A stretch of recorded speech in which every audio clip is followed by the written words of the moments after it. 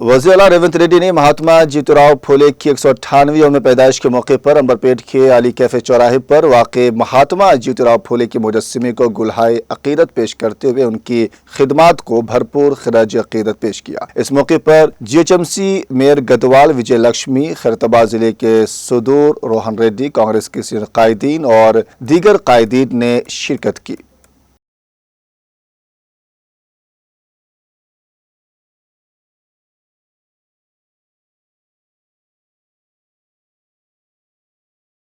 బోషిరా కిద్వై గారు వచ్చారు.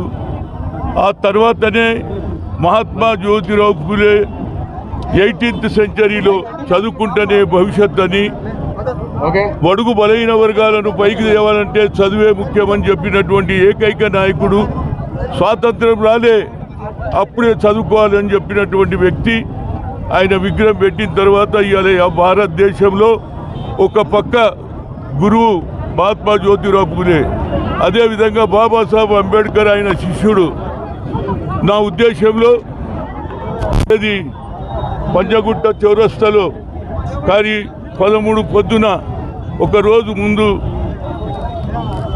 అంబేద్కర్ జన్మదినం ముందు ఈ ప్రభుత్వం, బీఆర్ఎస్ ప్రభుత్వం కూలగొట్టి